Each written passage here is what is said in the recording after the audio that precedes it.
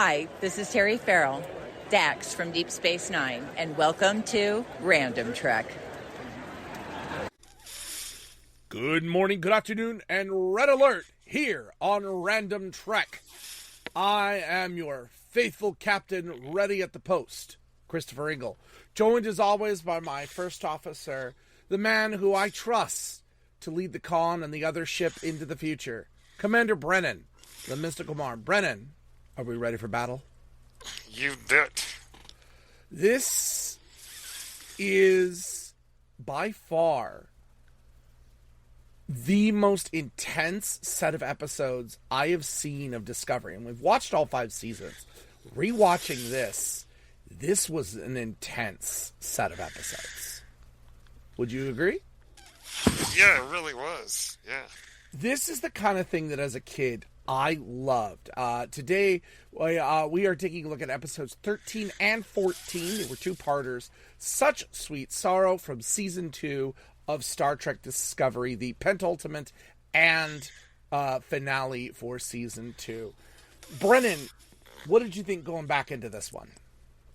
Well, I remember watching these episodes,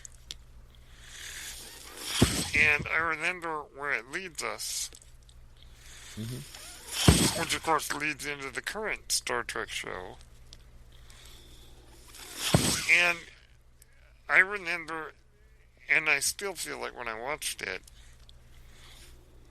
that this really feels like almost a series finale. Yeah. And in its own way, it kind of is the end of Discovery and the beginning of Strange New Worlds. Mm-hmm. If you really think about it. Yeah, it really is. And this season did so much for us as sort of a backdoor pilot to Strange New Worlds. Whether that was the intended point or not, I don't care. Whether it was an afterthought or I don't care. I love the cast in this season. I love the introduction of Pike, number 1, Spock. Everyone in this cast clicks. Jet Reno. You and I, and it's funny. We love Jet Reno. You and I were just talking about the Starfleet Academy. I love Jet Reno. Yes, I do too. I think we will eventually get to Starfleet Academy and talk about the evolution of Jet Reno. Chick Notaro is so good. Oh, she is so good. Yes, great. But anyway, the entire cast is just absolutely fabulous in this episode. And this is really where we fall in love with the cast of Discovery, really.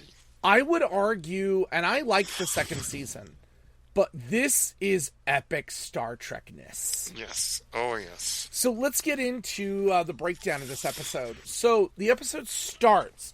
Discovery escapes to rendezvous with the USS Enterprise.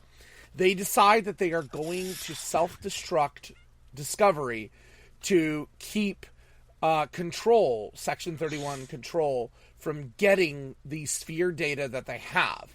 And if they can do that, then, you know, everything's going to be okay. So the Discovery crew evacuate onto Enterprise. They initiate the self-destruct. But the sphere data takes over and protects the ship. They can't destroy it. It won't work. It keeps defending itself. So Burnham has an idea. Burnham proposes that the time crystal that they have be used to take Discovery itself into the future where Control can't get it. And I tell you, that time crystal is really important to this story. It's important to so much, to Pike, to this, to everything. But not only is she going to do it, she is going to wear a copy of her mother's suit and to go there, to go to the future. The Red Angel. Yes. So Pike does agree to this. Pike resumes command of the Enterprise in order to help keep Control distracted. Meanwhile, a new signal from the Red Angel appears. Discovery and Enterprise head to the planet Zahia, which is ruled by Tilly's friend, Queen Mehane Ikahale Kapo. Now, equally as perky as Tilly. I gotta say, I did not see the short trek before this. Or before the first time I saw it. I did not see the short trek. So I had no idea who she was. I had to go back online and discover. So there is a short trek, long story short, where Tilly discovers a bit of a stowaway aboard Discovery, and is this genius queen who has a thing for sweets. Specifically ice cream. Loves ice cream. And they really bond, which is awesome. So when they get to the planet, Tilly quickly realizes where they are and what they're there for. See, and we're going to call her Poe. Poe is a genius engineer. And they realize that Poe could help them to be able to get the crystal charged up fast enough to do what they need to do. So they call Poe up, and Poe ends up helping Stamets, Tilly, and Reno prepare the suit and the time crystal for the journey. Meanwhile, some of Discovery's crew choose to stay with Michael, as does Giorgio. Giorgio chooses to stay as well. Pike, at the end of the... very Giorgio way. Yes. Pike makes Saru the acting captain of Discovery, and he goes back to Enterprise. And just as the Section 31 fleet arrives, Discovery and Enterprise prepare for battle, with the suit and the time crystal being finished. And I feel that it just ends with Saru going, "Prepare for battle." Oh, yes. And it echoes. It's so great. And it's 2 ships and some makeshift fighters that they have using pods and shuttles and different things against Section 31's army. Now, Tyler tells Pike, "Look, this might not work. I need you to trust me. I need to leave the ship." And Pike's like, "What? Just trust me." So Tyler leaves, and the battle begins. Stamets, during the battle, gets seriously injured and is cared by Culber, who was going to stay on the Enterprise, but decided at the last minute to stay with Discovery. Culber was going to leave. Realizing Stamets is his family. Stamets is where he needs to be. It's a good thing they stay together, because we get to, tell. So, later, being kind of their adopted daughter, in a way. Yeah. So Burnham touches the time crystal. Adopted child. I should rephrase that. Yeah. Burnham touches the time crystal and gets a vision of the Enterprise and Discovery being blown up by an undetonated Section 31 torpedo, which the torpedo does penetrate the hull of the Enterprise without detonating.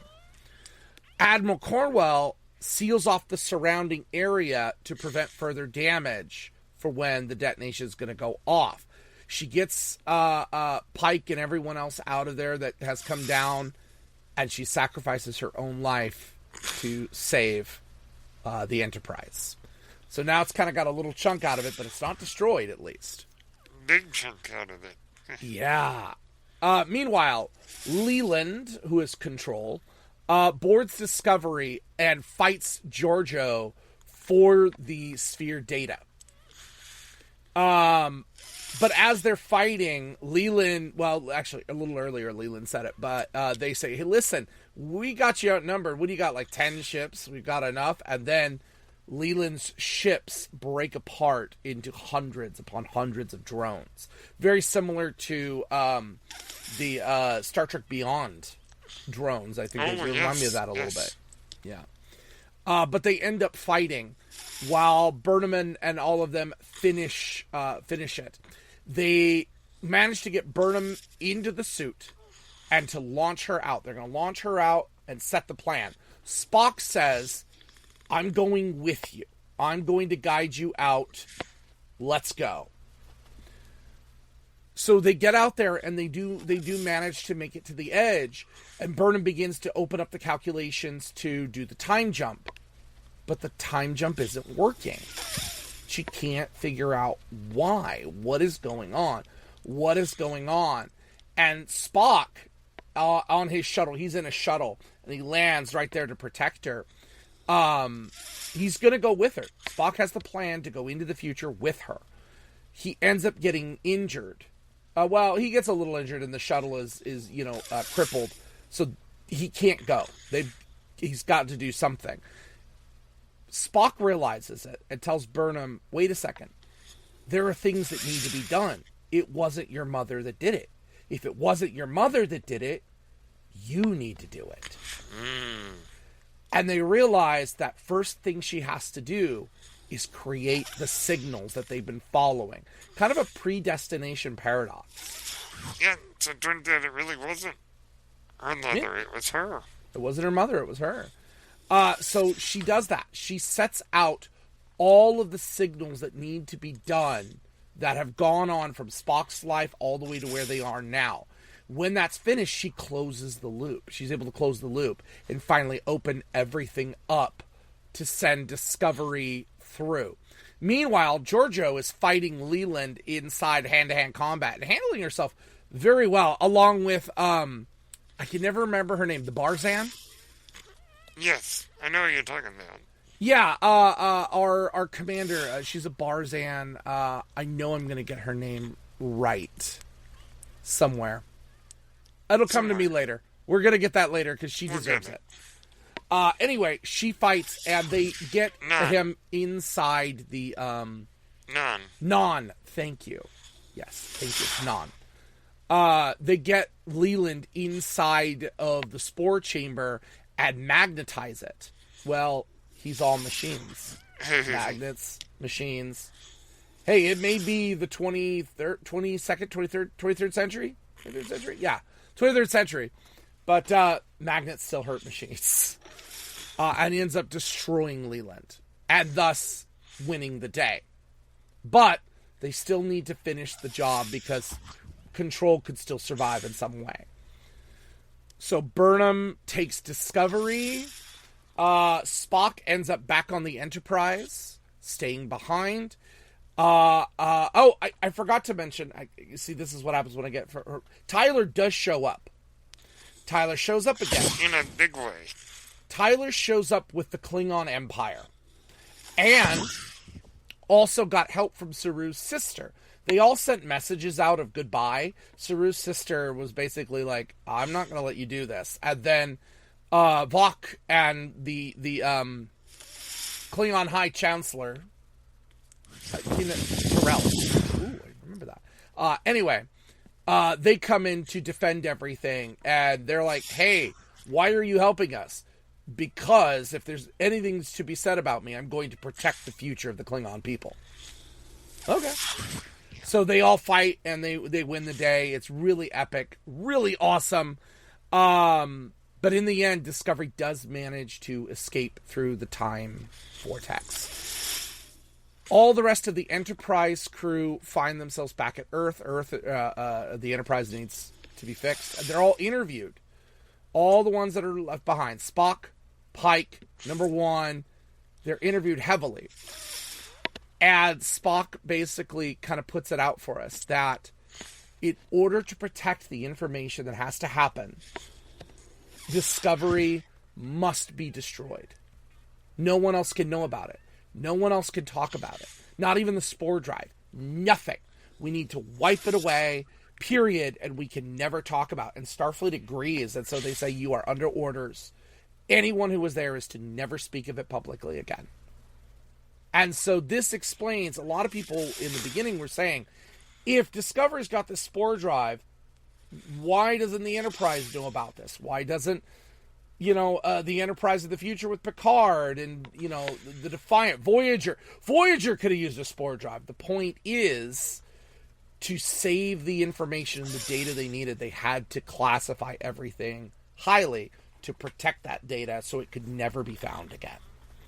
And so that's why it was never talked about again. And as Tyler is placed in command permanently of Section 31. That is something I wish we would have saw with the Section 31 movie. And then months later, the Enterprise detects a seventh signal as it begins a new adventure. And that seventh signal was the last signal set for Spock to let Spock know they made it okay. Oh, yes. All right. Wow. Let's talk about this as a battle, because I love episodes that deal with space battle. Mm-hmm. This was just so engaging and tense to watch. And so much fun. You know, I've seen it before. I'll be honest, I completely forgot about Tyler and those guys arriving. I completely forgot that happened. About that part. And it's so epic, the way they fight and the way they defend and the way they win. Nice to see those D7 battle cruisers. Yeah, and that giant and whatever big ram ship. Yeah. Yeah. This, you know, for people who don't like Discovery, I really wish they would give these two a try. Because it's fun. It's epic. It's emotionally engaging. Mm-hmm. And it has stakes. That's one of the things I like, is it has stakes. And the idea of going 1,000 years in the future, I mean, that's a big one. Yeah. You know, they didn't know what to expect or what was going to happen. Which has led us to some incredible Star Trek now. Mm-hmm. To season 3, which was a little rocky, but was getting there. Getting there. It was. You know, and we had some great character moments that I loved. Culber making the decision to stay. Yeah. I love seeing Tilly be Tilly and, you know, have the idea about Poe. We use Poe! And I'm like, oh, that's great. And Saru being given command of the Enterprise, or command of Discovery, although there's a alternate future, would be cool. He's the type of officer that you don't mess with. He's Sulu. You know what? Yeah, he's Sulu. Saru and Sulu. Who would... Actually, fun question. Who would win in a head-to-head war game? Sulu or Saru? Sulu. Pick Sulu? Interesting. Yes, to quote Dr. McCoy, remind never to piss you off. Listen, I don't want to mess with Doug Jones, though. No, that's true. That's true. Shoot those Kelpian darts at me. And then getting the idea that it was Burnham who sent those signals, not a Yeah, you know, a little timey-wimey, and again, a predestination paradox, which, by the way, Starfleet has said they hate those. Yes. Yes. Dolmer and Luxley. Yes. They don't like them. Instead of